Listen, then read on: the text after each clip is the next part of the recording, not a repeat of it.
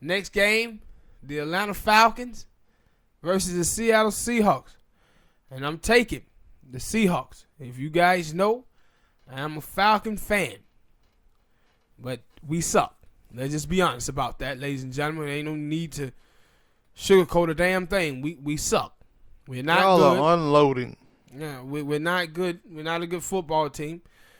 And on either side of the ball, really. Yeah, I just think Seattle, they lost this past week at home to Baltimore. And they're going to need to get back on track. And the Falcons is the type of team that you play to get back on track with. So I'm going to say Russell. They'll have a big day. Yeah, their defense going to have a big day. Big day. Everybody going to have a big day. Is Matt Ryan playing for y'all this week? Yeah, well, don't even know. They wouldn't say he was out. But I'm Matt Ryan. I'm telling them I ain't playing. Yeah, like, but the Falcons, man, they traded Mohamed Sanu this week and got a second-round pick back from the Patriots.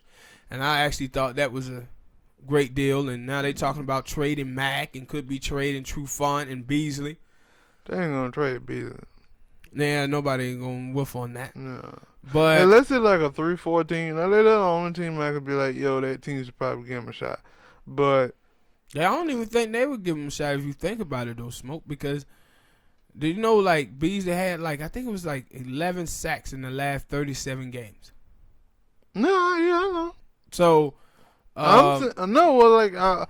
I said a 34 team is meaning, like, I get your point, but I'm saying that most of the time at this time of year, it's going to be some Super Bowl team that's looking for someone who can come in and be impactful. Beasley can't right now. You don't know if Beasley can come in there and be impactful for you. So you would just go ahead and let him hit free agency and then pick him up then. But I guess, yeah. Nah, yeah, I get, like, I see that. I'm thinking Trufant and Mack.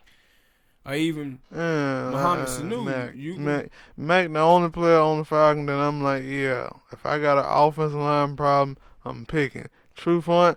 Trufant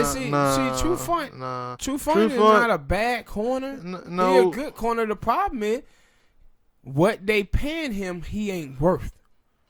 That's the problem. I'm saying he ain't good. Nah, he good. Yeah, he good. Because for a couple of years, they just people weren't throwing over there to his side. Now maybe that was because he was playing good cover. Yeah. But for this season, it's looking like it couldn't be because he getting 8 over there. They throwing to his side, and every time they throw, it seems like it's for a big pass. But you know, it's what Prime had said before. When Prime like, yo, these corners today, they play not to get beat deep. Well, he getting beat deep. Yeah.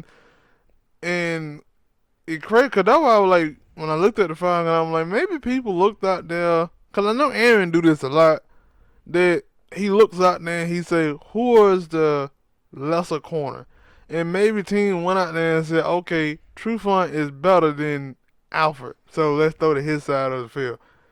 But now it's like, teams are like, who are the worse corner? Shit, we can throw to either one of them, because Oliver can't cover and Trufant out here struggling. Yeah, but also, Keanu Neal. When Keanu Neal went out, that's when you start seeing people start picking on Trufant. Probably so, because he had that over-the-top safety that can light the hell out you if you come playing around. Now they start picking on him now. But, yeah, the Falcons, man, like people was talking about Arthur Blank, because Arthur Blank said, I still believe in Dan Quinn, and people were like, yo, man, how can he say that? Because you can't just go out here and say you're going to fight a dude. If you're going to fight a dude. But he did come out and say, like, he going to start evaluating coaches. But that basically still the same. But you see, when a team start getting rid of their players and start talking about trading, they talking about starting over. Mm. They talking about starting over. And that's what you see now with the Falcons. They finna get ready to start over. And see, it was all good after that Super Bowl year. After that Super Bowl year, the Falcons looked at that team and they said, yeah, look, man, we got a bunch of young, talented players. We made it to the Super Bowl. up 28-3, and then they blew it. But they looked at it and thought with all the young talented players that they had. Then the next season, a bunch of y'all players got hurt and was out for the season, so they like. But then the biggest thing you remember was Levitre and Chester. Chester retired, and then Levitre got hurt on that offensive line, and that pretty much done in the Falcons season that year. Mm-hmm. Then the next year, it was everybody on the defense got hurt. Yeah, I forgot about that. Yeah. Got hurt last year. So the stuff that they thought was going to happen, it was there to happen, but you can never talk about injuries and draft picks. And that's the thing about the NFL. Like, if you go and watch the Falcon draft, like the last 3-4 drafts, it's only like 3 or 4 players on that team today that's impactful. All the rest of them are gone. They had that one draft. Remember that draft when the Falcon got Campbell, Deion Jones, Keanu Neal. That was their best draft that they didn't have under Dan Quinn. After that, the rest of the players not on the team or they're not good. So you remember they took Luke Riley in the 3rd round. I thought he was like a 2nd round pick. No, yeah, you're right. He was a 3rd round in the next draft. And then and that was a failure. And he did nothing. You look at Oliver. They took him in the 2nd round. They took Collins. You remember Collins in the 2nd round, and they end up cutting him. You remember? The only person y'all got in there attack. Yeah, and then you remember Hageman. Hageman, 2nd round draft pick. Not on the team anymore. So the Falcon had these drafts where these draft picks didn't work out for them, and now you're seeing the consequences of it. Now. But in this game, man, I got Seattle 31. Sorry about that, people. 31-17, man.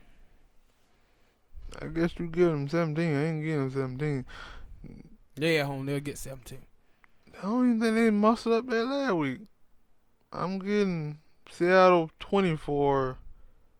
24-7. All right, people, tell us what you got in this game, who you think gonna win. And Falcon fan, hate to say this to you like this, but it's the truth. Man, who y'all want in the top 10 in the draft this year? I told you who y'all getting. Y'all cutting Beasley, and y'all gonna have like the top 3 No, pick. I wasn't asking you. I was asking the goddamn Falcon fans, and man. Yeah, you know what? They gonna agree with me. Y'all gonna have like the top 3 pick, and y'all gonna pick up the defensive end from Ohio State, Chase Young. That'd be a good one. But y'all tell us, with man, tack. who y'all want. Falcon fans out there. Because we going to be in that top 10. All right. Top 3. Hit that like button, subscribe.